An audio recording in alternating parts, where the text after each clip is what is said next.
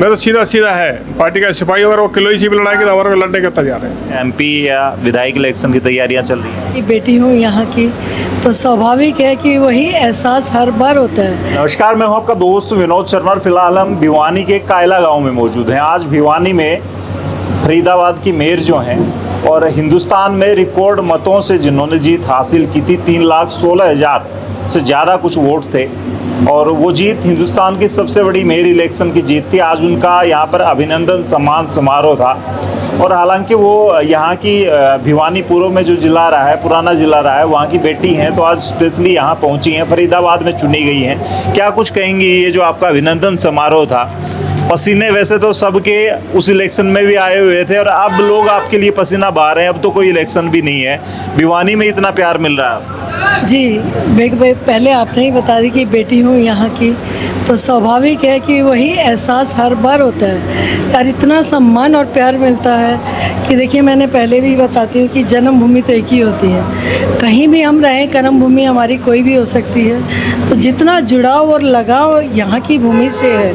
और यहाँ के लोगों से है, उतना कहीं और से हो ही नहीं सकता।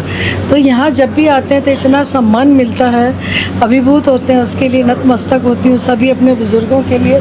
और ये आज नहीं है, हमेशा ही ये मिलता आया है। और इन्होंने, जहाँ तक इलेक्शन में पसीने की बात थी, तो बहुत सहयोग रहा भिवानी का, चरखी दादरी का, पूरे हरियाणा के कार्यकर्ताओं का, बल्कि पूरे भारत से कार्यकर्ता आए, सभी का सहयोग रहा, जिसी के कारण ही यह एक कार्यकर्ता आपके सामने इस पद पर आए।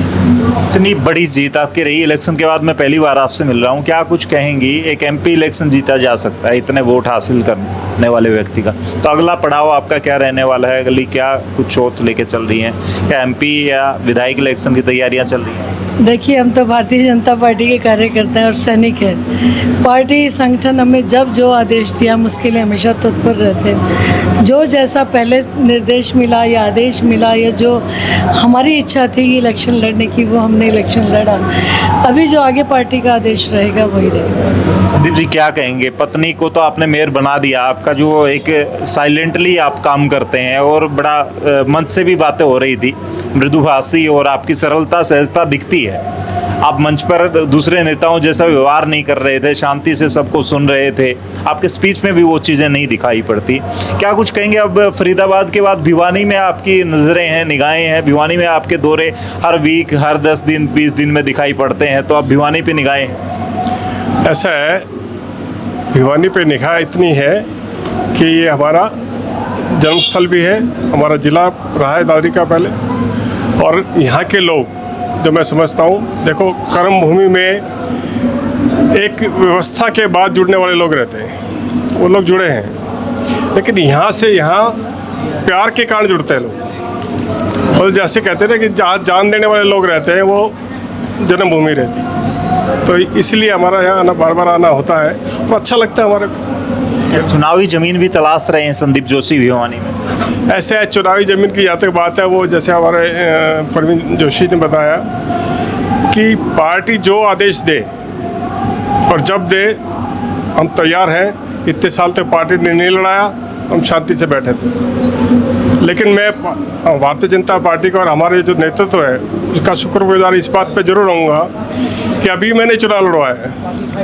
उन्होंने इतनी जगह भेजा, उत्तराखंड भेजा, कर्नाटक भेजा, जहाँ जहाँ भी भेजा, राजस्थान भेजा, जिस ड्यूटी पे लगाया, जो उन्होंने सिखाया मेरे को, हमारे नेतृत्व ने, वो हमने सीख के वहाँ चुनाव लड़वाना सिखाया और वो हमारे को अपने चुनाव में पहली बार काम आया। हमारे पिताश्री में लड़ा, लेकिन मैं उस सब छोटा था। उसके कारण ही आपको अभी मैं आदरणीय राम प्रताप जी से बात कर रहा था कि 46 वार्ड है, जिसमें 39 तो हमारे पार्षद जीते हैं और उनका जो टोटल वोट है जो पड़ा है, उससे भी लगभग 1 लाख वोट हमारे को ज़्यादा मिला है। और ये जो सारा चुनाव की व्यवस्था जो बनाने का काम रहा और जो कार्यकर्ताओं ने, छोटे छोटे कार्यकर्ता से लेके, हमारे किशन पाल जी सबसे बड़े नेता हैं वहाँ के, उसमें विपुल गोयल जी भी हैं जो मंत्री हैं, हमारे राजेश नागर जी मंत्री हैं, हमारे मूलचंद शर्मा पंडित जी भी हैं और सभी विधायक। और छोटे छोटे मतलब कहने वाले बड़े से बड़े कार्यकर्ता रहे और यहाँ के भिवानी के लोगों ने खास तौर पर बताऊँगा काफ़ी व्यवस्था भिवानी के दारी लोगों ने संभाली। उसके कारण मतलब सामूहिक जब प्रयास होता है तभी एक कहते हैं रिकॉर्ड मत या रिकॉर्ड जीत हासिल होती है। उसके लिए सब में एक संगठन का भी और सब कार्यकर्ताओं का आभार है। 2024 में जब लास्ट पैनल की बातें चल रही थी वहाँ संदीप जोशी का नाम लास्ट शायद 3 लोगों में भी रहा होगा, आपको ज़्यादा पता है, पार्टी के राष्ट्रीय परिषद के सदस्य हैं आप। क्या कुछ कहेंगे अगर आपको विधायक का इलेक्शन अगर लड़ने को मिल जाए तो फरीदाबाद जैसा माहौल होगा और वैसे ही लीड के साथ जीत हासिल करेंगे, जीत बीजेपी की झोली में होगी? तब भी पार्टी के आदेश पे मैं यहाँ आया था। पार्टी टिकट आदरणीय घनश्याम जी को दी, वो भी हमारे नेता हैं, उनको भी अच्छी विजय मिली है। और यही नहीं, मैं तो सीधा है पार्टी का सिपाही, अगर वो किलोई सी भी लड़ाएगी तो हमारे लड़ने का तैयार है। आदल साहब आपके प्रदेश अध्यक्ष रहे हैं, उन्होंने चुनाव भी लड़ा। मुझे एक बात अंदर वाली बता दें कि बीजेपी के कार्यकर्ताओं में बीजेपी क्या कुछ डालती है कि विरोध दूसरी पार्टियों में टिकट कटने के बाद भगदड़ मचती है और आप लोग कहते हैं, इजीली कह देते हैं कि पार्टी ने आदेश दे दिया घनश्याम सर आपको, तो मैं आराम से चला गया फरीदाबाद। नहीं, मैंने उनको ये भी कहा घनश्याम जी को कि अगर आपका आदेश है और मन की इच्छा है तो मैं आज से ही आपके लिए काम करने को तैयार हूँ जिस दिन उनको टिकट हुई थी। और नहीं तो पार्टी की जो व्यवस्था होगी वहाँ काम करेंगे, पार्टी ने जिस व्यवस्था में लगाया किया काम। और जहाँ तक भारतीय जनता पार्टी का काम है, कार्यकर्ता है, वो सत्ता की प्राप्ति के लिए नहीं काम करता है, वो देश के लिए राजनीति करता है। हम देश के लिए राजनीति करते हैं और देश की सेवा के लिए राजनीति करते हैं। इसलिए हमारे को कोई गुरेज नहीं है, कोई बने, क्योंकि हमारे को सेवा करनी है। सेवा किसी भी माध्यम से हो, पार्टी संगठन के माध्यम से हो या चुनावी माध्यम से, जनप्रतिनिधि बन के हो, हम करेंगे। मेयर बहुत बड़ा शब्द हो जाता है, महापौर मुंबई जैसे, फरीदाबाद या जो बड़े महानगर, गुरुग्राम जैसे बड़े शहर सिटी हैं। राम प्रताप जी मंच से भी कह रहे थे शायद मंत्री के समान ओहदा होता है, तो भिवानी पे भी नजरें रहती है, भिवानी के लिए विकास की कुछ ना कुछ कोशिशें करते रहते हैं आप? ऐसे मैं भिवानी के लिए इतना ही कहूँगा, जो पहले मैं महामंत्री था, जब पिछले 6 साल में 7 साल रहा, जब भी किसी कार्यकर्ता का एक कम से कम भिवानी और दादी को तो किसी भी हमारे व्यक्ति का या किसी भी नागरिक का यहाँ के या मेरे समझ लो जो भी हमारे यहाँ के लोग वासी हैं, किसी ने भी मेरे को ये आदेश किया कि मेरे को ये काम करना चाहिए, मतलब काम करवाना है, तो जो यथासंभव मदद हुई मैंने किया। इससे ज़्यादा मेरा भिवानी से और दादी से ऐसा कुछ नहीं है। और जहाँ तक वहाँ की जीत की बात है, मेरे की 14,67,000 वोट है, सबसे बड़ा नगर निगम है और 5.5 कॉन्स्टिट्यूंसी वहाँ आती है।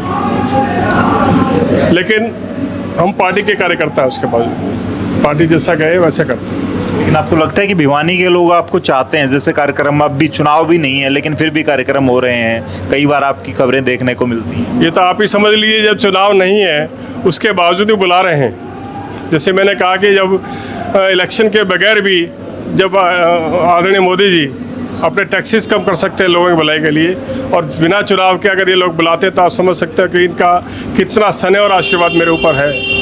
मैं इतना ही कहूँगा कि आप खुद ही समझिए इस चीज़। फिलहाल देखा आपने कायला गांव से तस्वीरें, और प्रवीण जोशी जिस तरीके से, जिस गर्मजोशी से यहाँ उनका स्वागत किया गया, वो बड़ी जीत के बाद कहीं ना कहीं वो साबित होता है, ये पब्लिक प्यार देती है, तभी इतने वोटों से कोई इंसान जीतता है। और नेता से बड़ा ये एक आंकड़ा हो जाता है, आदमी जब दिलों में बसता है तब जाके इतने वोट हासिल कर पाता है। फिलहाल आप लोग क्या कुछ कहेंगे इस सम्मान समारोह की तस्वीरें देखते हुए? आने वाले वक्त में क्या लगता है कि संदीप जोशी भिवानी से उम्मीदवार हो सकते हैं बीजेपी के, जिस तरीके से लोगों का यहाँ से प्यार मिल रहा है? फिलहाल इस वीडियो को शेयर करते हुए कमेंट में लिखें। तब तक के लिए धन्यवाद। राम राम, जय।